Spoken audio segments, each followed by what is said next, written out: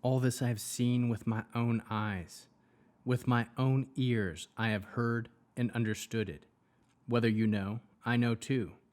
I am not inferior to you, however. It's Shaddai I want to speak with. I want to prove my case to God. But you, what do you whitewash? What you do is whitewash with lies. You are all witch doctors. I wish you would just stay silent. For you, that would be wisdom. Now listen to my reasoning. Pay attention to know how I present my dispute. It is for God's sake that you speak so wickedly, for him that you talk deceitfully. Do you need to take his side or plead God's case for him? If he examines you, will all go well? Can you deceive him as one man deceives another? If you are secretly flattering him, he will surely rebuke you. Doesn't God's majesty terrify you? Aren't you overcome with dread of him? Your maxims are garbage proverbs. Your answers crumble like clay.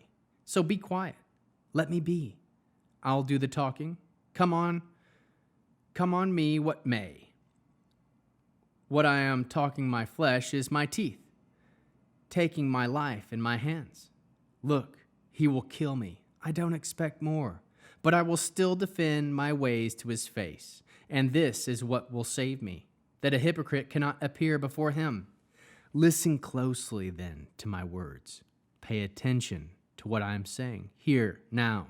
I have prepared my case. I know I am in the right. If anyone can contend with me, I will be quiet and die. Only grant two things to me, God. Then I will hide myself from your face.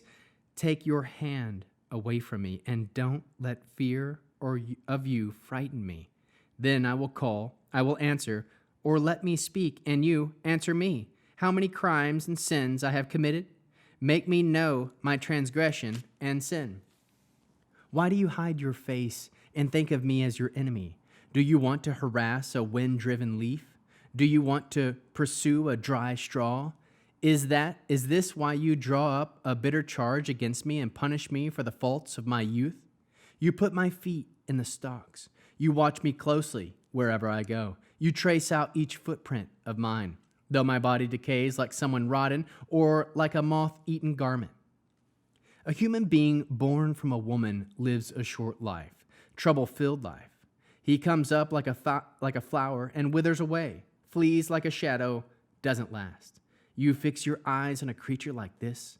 You drag him to court with you. Who can bring what is pure from something impure? No one. Since his days are fixed in advance and numbers of his months is known to you, and you have fixed the limits which he can't cross. Look away from him and let him be, so that, like a hired worker, he can finish his day in peace. For a tree there is hope that is cut down. It will sprout again, that its shoots will continually grow, even if its roots grow old in the earth and its stump dies in the ground, yet at the scent of water it will bud and put forth branches like a young plant. But when a human being grows weak and dies, he expires. And then where is he? Just as water in a lake disappears, as a river shrinks and dries up, so a person lies down and doesn't arise until the sky no longer exists. It will not awaken. It won't be roused from its sleep. I wish you would hide me in Sheol, conceal me until your anger has passed. Then fix a time and remember me. If a man dies, will he live again? I will wait all the days of my life for the change to come. You will call, and I will answer you.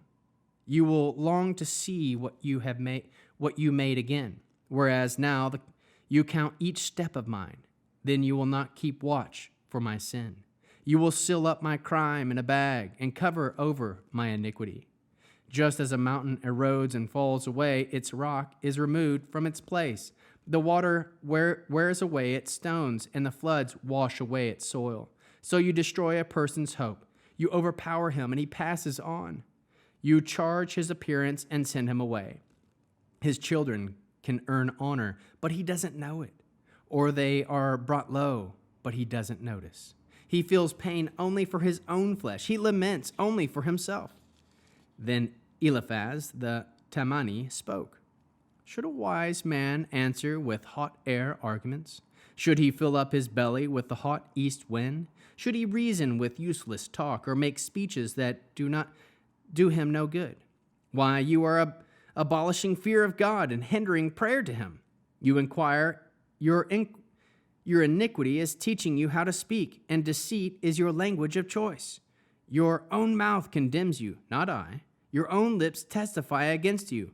Were you the firstborn of the human race, brought forth before the hills? Do you listen in a God's secrets? Do you limit wisdom to yourself? What do you know that we don't know? What discernment do you have that we don't? With us are gray-haired men, old men much older than your father.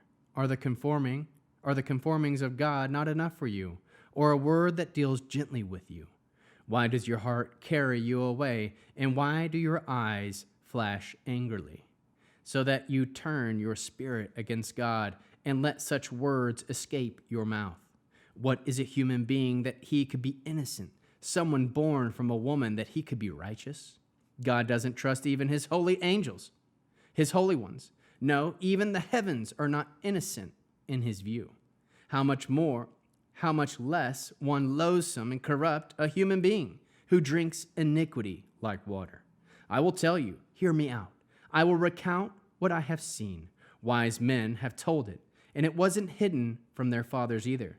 To whom alone the land was given, no foreigner passed among them. The wicked is in torment all his life, for all the years allotted to the tyrant. Terrifying sounds are in his ears.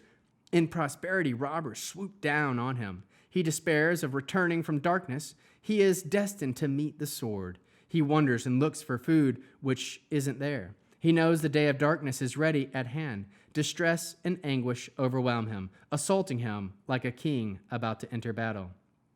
He raises his hands against God and boldly defies Shaddai, running against him with head held high and thickly ornamented shield. He lets his face grow gross and fat, and the rest of him bulges with blubber. He lives in abandoned cities, in houses no one would inhabit, houses about to become ruins. Therefore, he will not remain rich. His wealth will not endure. His produce will not bend the grain stalks to the earth. He will not escape from darkness. The flame will dry up his branches. By a breath from the mouth of God, he will go away.